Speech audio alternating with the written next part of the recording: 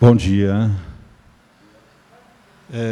Que as bênçãos de Jesus, o nosso mestre, amigo, sempre presente em nossas vidas, nos envolva, nos abençoe e nos inspire, agora e em todos os instantes das nossas existências. Hoje nós vamos iniciar as nossas reflexões lembrando um pensamento que sempre nos vem à mente, que possivelmente muitos já passaram por esse pensamento, muitos ainda passam, e certamente muitos que chegarão à doutrina espírita ou que idealizarão um mundo renovado, um mundo melhor, pensam. Esse pensamento diz respeito a quando nós começamos a despertar para as realidades da vida, para as situações que nos embalam no nosso dia a dia. E quando nós ficamos quando nós nos colocamos diante do aprendizado que se nos é disponibilizado, nós imaginamos um mundo melhor. E a primeira ideia que vem é: vamos mudar o mundo. Lembram do pensamento como né? O pensamento diz respeito ao seguinte: idealistas, num primeiro momento, bem otimistas, imaginam, vamos mudar o mundo. Mas depois nós começamos a nos deparar com os problemas do cotidiano. E aí, então, a nossa meta ela fica um pouco reduzida. Vamos melhorar, vamos mudar o nosso país, que também não é muito simples. E depois a gente reduz um pouco mais a meta. Vamos mudar o nosso estado, vamos mudar a nossa cidade, vamos mudar o nosso bairro, vamos mudar o nosso quarteirão, vamos mudar a nossa casa. E aí a gente se dá conta que muitas coisas que acontecem na nossa casa já acontecem conforme aquilo que nós já programamos, aquilo que nós já experimentamos. Existem algumas coisas que podem ser melhoradas, mas às vezes nós nos deparamos também com a realidade de que não podemos mudar aquilo que escapa às nossas atividades. Então, o pensamento: só podemos mudar a nós mesmos, a cada um de nós. Cada um de nós em se modificando, em se melhorando, em fazendo o melhor. Certamente isso fará com que a nossa casa, o nosso quarteirão, o nosso bairro, a nossa cidade, o nosso estado, o nosso país e o mundo, por consequência, se modifique. Com base nessas ideias, nós nos lembramos de um livro, possivelmente muitos ou todos conhecem. Quem conhece esse livro? Arrume a Sua Cama. Vocês já ouviram, possivelmente. Esse livro, ele surgiu depois de uma palestra. A palestra foi proferida pelo almirante William McRaven, ou William H. McRaven. O almirante ele foi convidado, em 2014, para proferir uma aula inaugural, uma palestra, na Universidade do Texas. Ele tinha 37 anos de carreira na Marinha Norte-Americana e, como nós sabemos, os oficiais de alta patente de todas as Forças Armadas do mundo inteiro, eles, antes de se aplicarem o aprendizado, eles fazem cursos em cima de cursos, em cima de cursos, em cima de cursos. Assim é no Brasil, assim é no mundo inteiro. O que o almirante falou naquele dia ficou gravado. E essa gravação desse discurso, pelo menos uma parte dele, ou pelo menos tópicos, foi parar na internet. A internet não segura mais nada, é isso? O que a gente faz hoje, amanhã tá na rede. E ele foi convidado, então, para fazer a palestra da aula inaugural na Universidade do Texas, no dia 21 de maio de 2014. A Universidade do Texas, ela tem um slogan que aparece logo na entrada da universidade. O que começa aqui muda o mundo. Então, veja bem por que nós nos referimos ao pensamento vamos mudar o mundo. E o almirante William McRae, ele, na sua palestra, tomou por base esse slogan e colocou as suas ideias. Ele apresenta, rapidamente, 10 lições. 10 lições que serviriam para nos encaminhar, para nos mostrar um caminho de como poderemos aprimorar a nossa vida e mudar muitas coisas que podemos realizar melhor. Então, esses tópicos nós vamos lembrar rapidamente. O primeiro tópico da palestra diz respeito a: comece o dia com uma tarefa feita. Arrume a sua cama. Você não vai conseguir nada sozinho. Encontre alguém que o ajude a remar.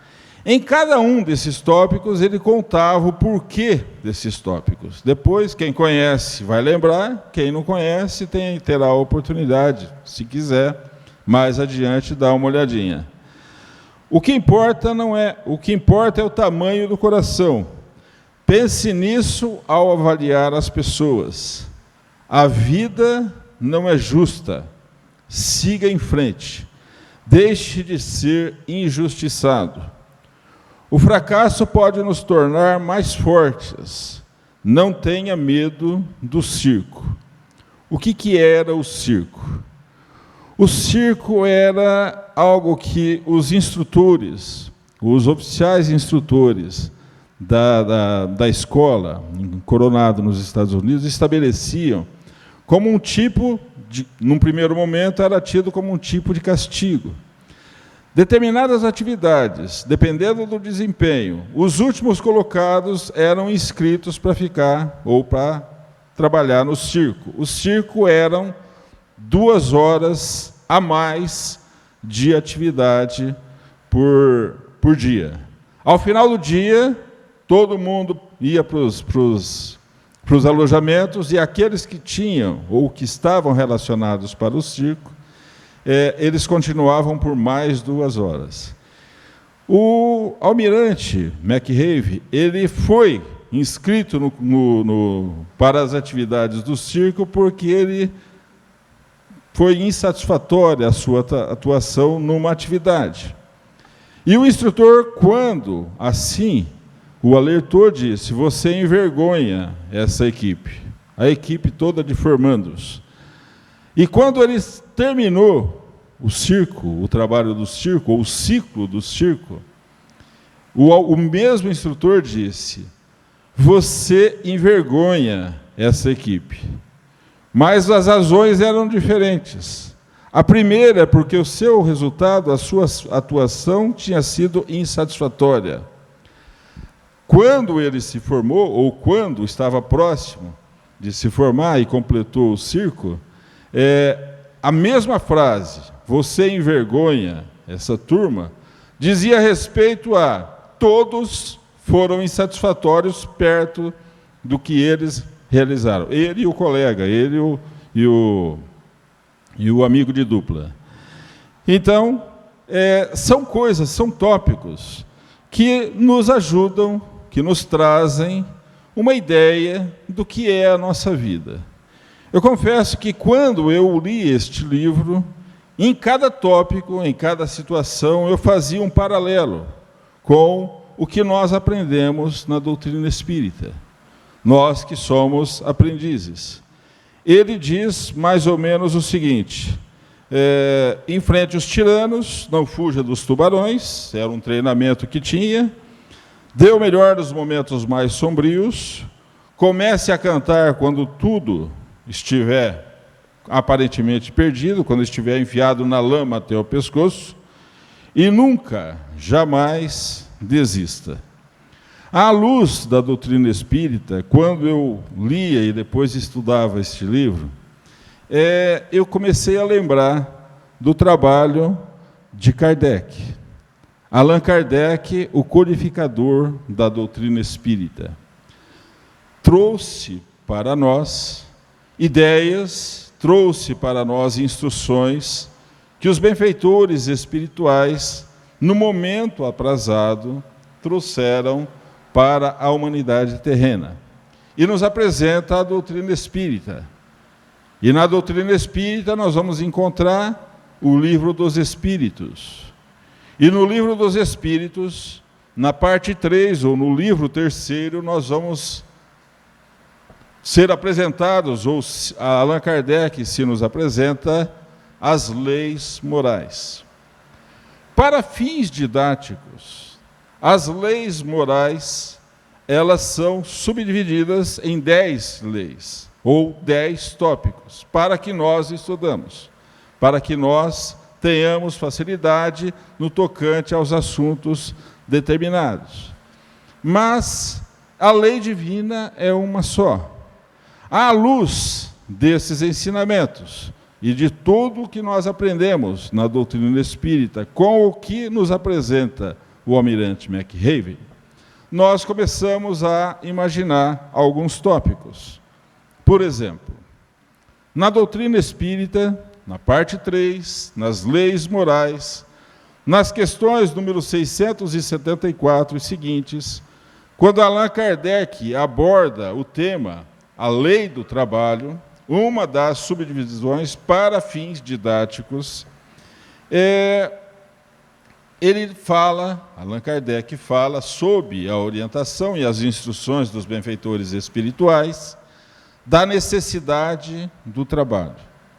O trabalho que nós temos a oportunidade de realizar no nosso dia a dia. Todos os dias nós somos chamados a realizar alguma coisa, a fazer alguma coisa para colaborar com o meio que nos acolhe e para colaborar com a satisfação das nossas próprias necessidades. É dessa maneira, através da lei do trabalho, que a humanidade terrena progride, porque desenvolve, com o trabalho, o intelecto. E o intelecto busca saídas, soluções para eventuais dificuldades, eventuais problemas que se nos apresentam periodicamente. Através do trabalho, nós vamos progredir. Através das atividades intelectuais, nós vamos nos aprimorar. Nós vamos incorporar valores morais que vão nos ajudar na vida, que vão nos encaminhar para melhores condições, para situações mais adequadas aos compromissos que nós assumimos antes de reencarnar, muitas vezes. Então, quando nós vimos o primeiro tópico, arrume a sua cama, o almirante McRaven, ele dizia o seguinte: todos os dias, comece com uma tarefa realizada. E essa tarefa realizada, lá no treinamento que ele estava fazendo, dizia respeito a aquele que não deixasse a sua cama, um brinco, como nós falamos, devidamente arrumada, devidamente em ordem, não estava apto ainda a iniciar as atividades de treinamento. Nós, por mais simples que sejam as tarefas que abraçamos, podemos realizar e temos que realizar o nosso melhor todos os dias. Tenhamos como meta começar alguma coisa, começar e realizar e fazer o nosso melhor. Muitas vezes nós vamos deixando para depois. Quem é gordinho vai lembrar o que a gente deixa para depois. Segunda-feira eu começo. Não, todos os dias começamos as nossas realizações. Façamos algo de positivo, todos os dias. Quando nós pensamos que Ao realizar determinadas atividades, nós necessitamos da cooperação das pessoas que conosco convivem. Esta é a razão, muitas vezes, de estarmos juntos. Muitas vezes, nós temos a necessidade de fazer algo, mas não conseguimos fazer sozinho. E aí, então, nós nos lembramos, também na lei moral, ou nas leis naturais, nas questões número 766 e seguintes de O Livro dos Espíritos, está na lei de sociedade, a necessidade da vida social. Nós já passamos por aquela fase, lá nas fases mais primitivas, nas eras mais primitivas, de superarmos as nossas necessidades individualmente, sozinho. Hoje, temos a oportunidade de vivenciarmos as nossas experiências em sociedade. E isso passa a ser uma necessidade.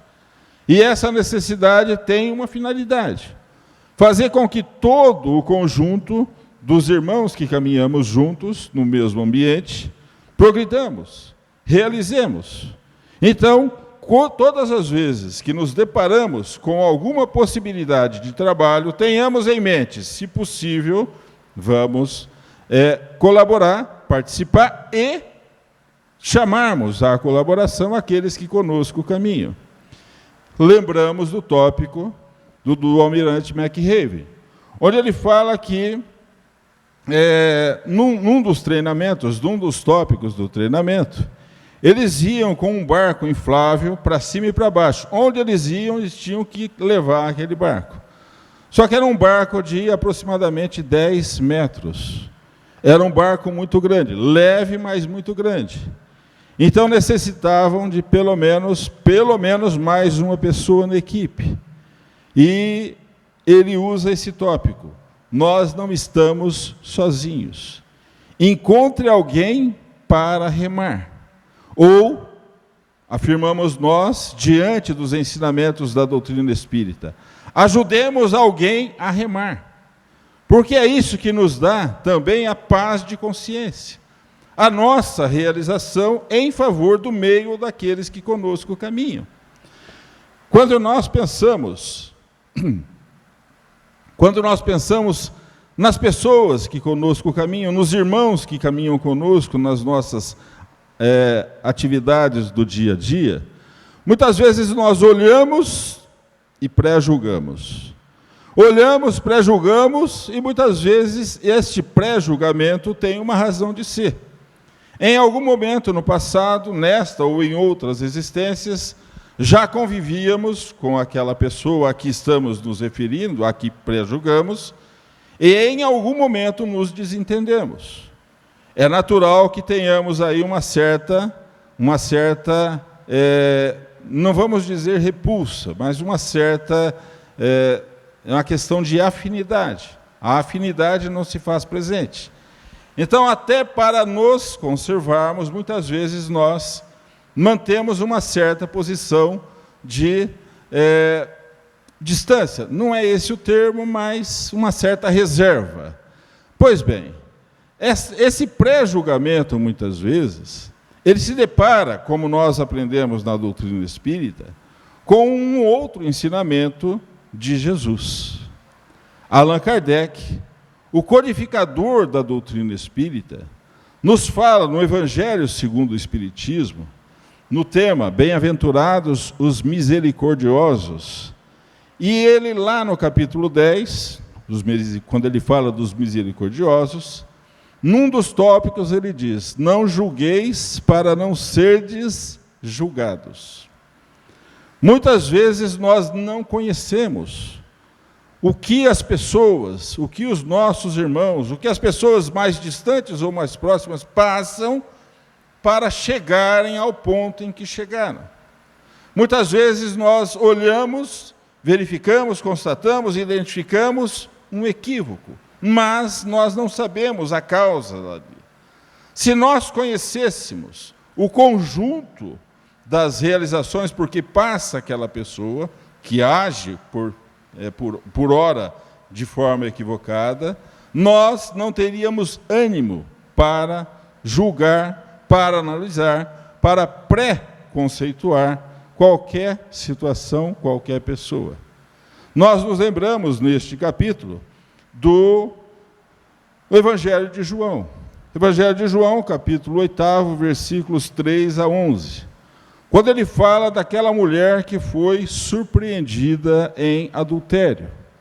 A mulher fora surpreendida em adultério e foi levada por aquelas pessoas que tinham ou que desejavam se impor naquela situação, os doutores, os fariseus, até a presença de Jesus. Eles resolveriam duas situações. Primeiro, dariam uma lição na mulher. Segundo, colocariam Jesus numa situação em que o mestre ou se contradiria, ou haveria de mudar a sua conceituação. Senhor, esta mulher foi surpreendida em adultério. A lei determina que ela seja apedrejada. O Senhor recomenda que ela seja perdoada, nas mesmas situações em que ele havia ensinado em outros exemplos. O que fazer? Jesus continuou escrevendo na areia, as ondas vinham e apagavam, e eles voltaram à carga. Senhor, esta mulher foi surpreendida em adultério, e o que nós devemos fazer? Então Jesus levanta e, sem olhar muito para aquela multidão, ele diz: se a lei manda que ela seja lapidada, então cumpra-se a lei. Mas atire a primeira pedra aquele que nunca cometeu nenhum equívoco, aquele que nunca errou. E aí nós conhecemos o que aconteceu. Nas narrativas de João, no Evangelho, neste capítulo, nós vamos verificar que, primeiro, os mais idosos começaram a se retirar, depois os de mediana idade e depois os mais jovens. E a mulher ficou ali sozinha com Jesus. E então, Jesus perguntou: onde estão os seus acusadores? Eles se foram, Senhor. Pois bem, já que eles não te acusam, já que eles se foram, eu também não te acuso, vai e não peques mais, para que algo de pior não te aconteça.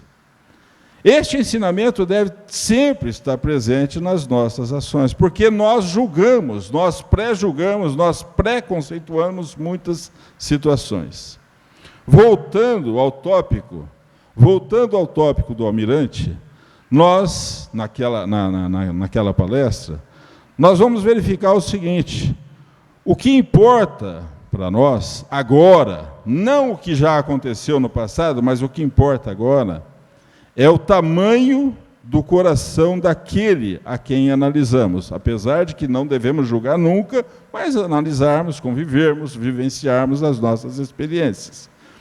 E aí, então, ele conta a história de um aspirante naquele curso, num dos cursos que ele estava fazendo, em que ele tinha 1,60 m, mais ou menos assim. 1,60 m deve dar mais ou menos isso. E aquela estatura, aquele tamanho, seria insuficiente para que alguém se destacasse, para que alguém concluísse o treinamento que era proposto. Então, o instrutor falou alguma coisa ao ouvido daquele homem de baixa estatura, pensemos assim, e este aspirante de baixa estatura foi o companheiro, foi a dupla formada com o almirante McRaven. E foi um dos melhores graduandos naquele curso. Então, analise o tamanho do coração. Pense nisso ao avaliar as pessoas. Muitas vezes, nós passamos por algumas situações que nos deixam aborrecidos, situações que nos deixam, às vezes, apavorados, não raras vezes, aflitos. Para essas situações, nós vamos encontrar lá no Evangelho, segundo o Espiritismo, o tema, ou o tópico, bem-aventurados os aflitos, mais precisamente no capítulo 5º. E quando nós pensamos que estamos sofrendo alguma injustiça, tenhamos em mente um ensinamento de Kardec e as instruções dos benfeitores amigos. A justiça das aflições.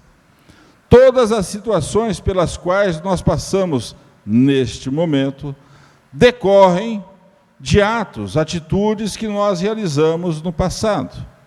Todas as situações que nos causam dissabores têm as suas causas lá no passado, nesta ou em outras existências. Se assim não fosse, Deus não seria justo, porque permitiria que passássemos por situações para as quais ou pelas quais nós não demos causa. E isso seria uma injustiça. E se Deus assim permitisse, agiria de forma injusta, e se ele agisse de forma injusta, se a inteligência suprema agisse de forma injusta, já não seria Deus. O tópico abordado pelo almirante, deixe de ser um injustiçado. E aí ele conta lá as experiências, depois nós vamos, quem quiser, vai dar uma conferida. Quando nós analisamos e aprendemos com os ensinamentos dos benfeitores espirituais, nos perguntamos, por que estamos nesta existência? Por que vivenciamos as nossas experiências? Por que reencarnamos? Allan Kardec pergunta isso aos benfeitores amigos. No Livro dos Espíritos, na questão número 132, a finalidade da encarnação. Qual o objetivo da encarnação dos espíritos? Resumidamente, os benfeitores amigos respondem: passarmos pelas provas, passarmos pelas expiações, cumprirmos a nossa parte na obra da criação e nos aperfeiçoarmos, nos aprimorarmos. Quando nós pensamos nesses objetivos, esses objetivos não foram traçados agora. Esses objetivos da encarnação são traçados pela lei divina, que existe, que atua desde todo sempre. Porque a lei divina é atributo de Deus, e Deus existe de toda a eternidade. Se a lei divina, a inteligência suprema, considera que em determinados estágios de aprimoramento, de aprendizado, nós passemos pelas experiências, essas experiências são os melhores caminhos pelos quais nós devemos trilhar. E todas as ocorrências, equivocadas ou não, fazem parte do rol da justiça divina que age entre as criaturas. Quando nós pensamos dessa maneira, nós lembramos de alguns tópicos do almirante McRaven. Por exemplo, não tenha medo do circo. O que era o circo? Nós nos referimos no começo. Seja mais ousado, atire-se aos obstáculos de uma forma mais decisiva. Enfrente os tiranos, não fuja dos tubarões. Esse tópico é um tópico que merece só dar uma lembrada. Não fuja dos tubarões, quando ele fala isso, é literalmente. Porque em determinados momentos do treinamento, eles eram colocados no mar, passavam uma noite ali no mar, mergulhando ou flutuando, e aquela região era uma região de tubarões. Tubarões que nós sabemos o que os tubarões fazem. Os tubarões atacam, não atacam a humanidade, ataca a presa, porque eles precisam, é a lei de conservação, o instinto de conservação, eles precisam se alimentar. Só que existe uma técnica, não queria que ninguém fizesse isso, para espantar o tubarão. O que é? Bata no focinho dele. Bata no focinho do tubarão e ele vai te deixar em paz. Quem passar por essa situação e realizar isso, pode trazer a experiência. nós vamos aprender bastante com a narrativa. Mostre-se à altura da ocasião. Dê o melhor de si. Então, quando nós pensamos na oportunidade da reencarnação, façamos o nosso melhor. Mas isso não tem relevância, não tem problema nenhum. Nós não estamos aqui para nos projetarmos diante de determinadas situações, para nos projetarmos diante da sociedade que nos acolhe. Nós estamos aqui para realizarmos o nosso melhor. Nós não vamos mudar o mundo, mas nós vamos nos aprimorar individualmente. Esse é o objetivo. Nós nos lembramos, enquanto líamos esse discurso, ou o livro, que é uma consequência do discurso, nós nos lembramos de alguns tópicos. Nós já falamos aqui do H. Jackson Brown Jr. H. Jackson Brown Jr., ele escreveu o Pequeno Manual de Instruções para a Vida, que nós já nos referimos aqui. E uma das instruções que ele recomenda, no primeiro livro, no primeiro manual, são 500 instruções, no volume 2, mais 500, e no volume 3, mais 500. Acho que só aí, e são coisas simples, quase que banais, do nosso dia a dia. Mas no manual, volume 1, na parte 1, existe ali uma instrução que ele nos passa que sempre deve estar à nossa mente. Jamais prive uma pessoa de esperança. Pode ser que ela só tenha isso para passar pelas suas experiências. Nós nos lembramos de uma homenagem que foi realizada a uma professora. Não sei, isso também caiu na rede, isso também virou, mas a história é muito bacana também virou livro. O nome da professora é Alsônia. Quem lembra da mensagem? Alsônia foi uma professora, ela nasceu para ser uma orientadora, uma educadora, uma professora. E um dos alunos, ao se referir à professora, diz o seguinte: ela nunca disse que eu não conseguiria realizar tal tarefa. Quando eu apresentava um problema, ela parava e falava assim: vamos ouvir o que você quer realizar. E o aluno diz que isso renovava a cada dia que ele assim procedia, e ela assim agia, renovava a sua esperança de superar as eventuais dificuldades. Quando nós nos referimos ou lembramos da doutrina espírita, nós vamos também lá no Evangelho segundo o Espiritismo.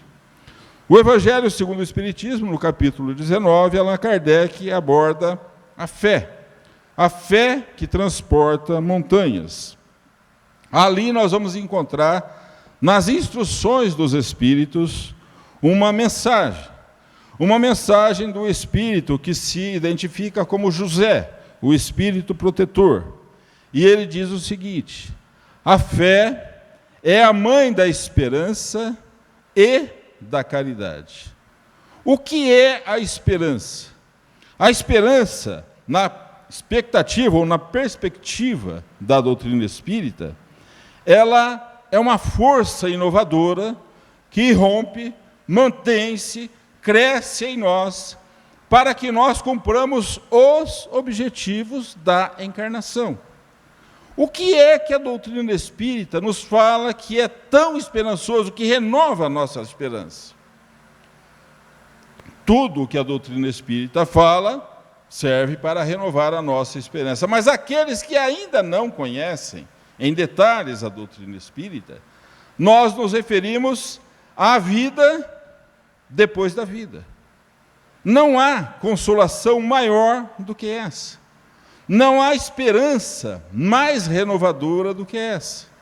Nos reencontrarmos com pessoas queridas, com familiares, com amigos, com as pessoas com as quais nós convivemos, ou muitas com as quais nós não convivemos nesta existência, mas que nos aguardam no plano espiritual.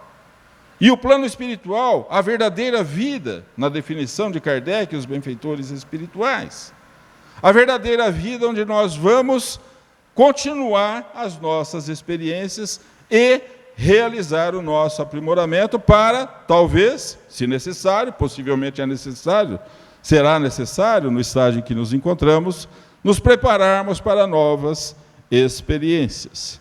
Quando nós pensamos dessa maneira, lembramos desses detalhes, nós nos lembramos de um tópico do discurso do almirante McRaven: dê esperança às pessoas.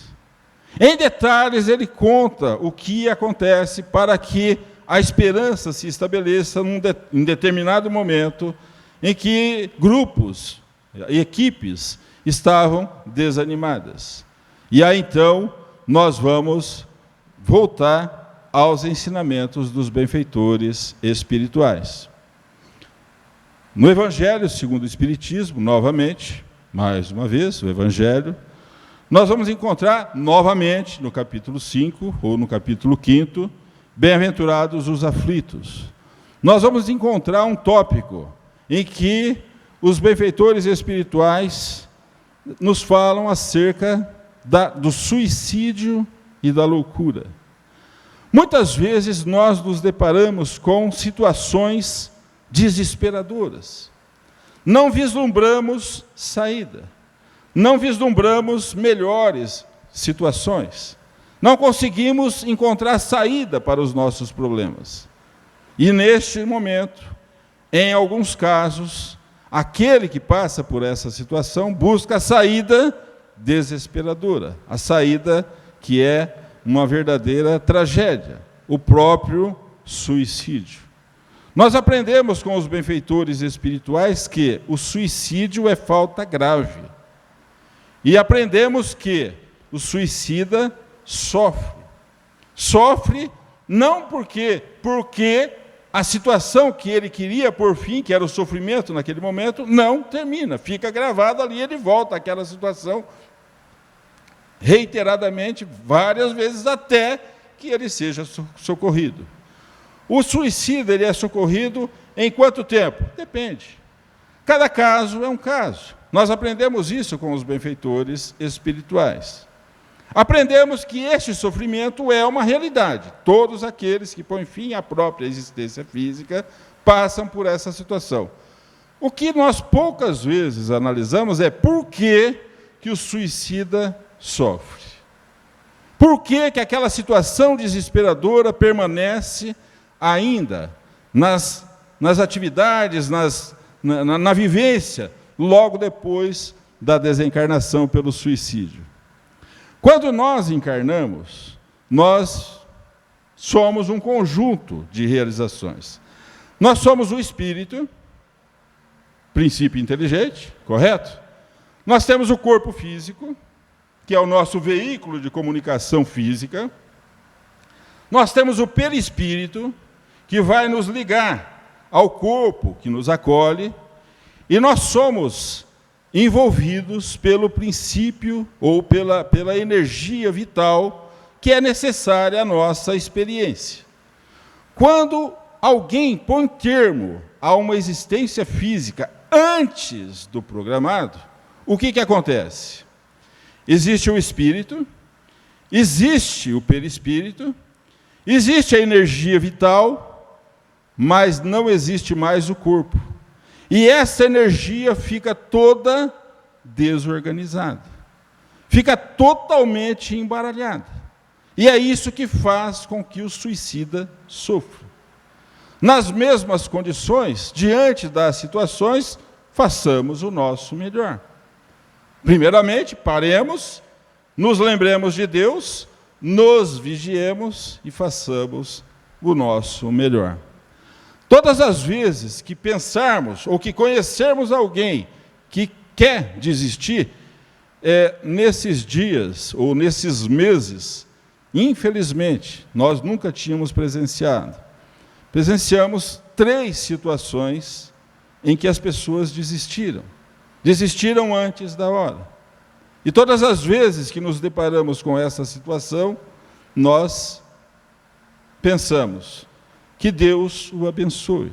É a prece que nós podemos fazer por hora. A energia o princípio vital, ainda está desorganizado, mas ele será, ou ela será, atendida.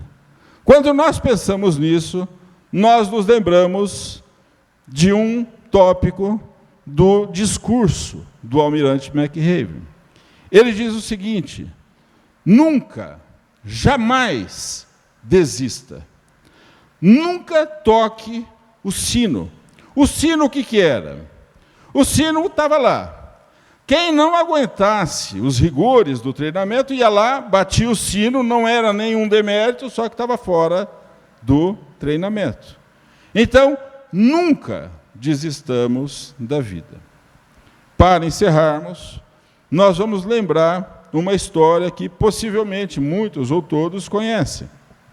Há um detalhe que nos chama a atenção e nos veio quando pensávamos nessas ideias. Todo mundo conhece, lembra, já ouviu Beethoven. Beethoven foi um gênio ao seu tempo, realizou algo que possivelmente havia se capacitado há muito tempo para realizar o que se realizou, o talento que tinha.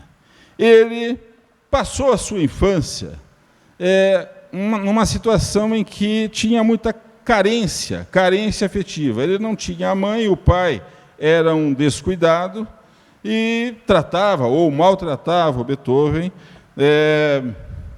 não raras vezes. Ele começou a ter o problema da surdez, e isso levou a um desespero.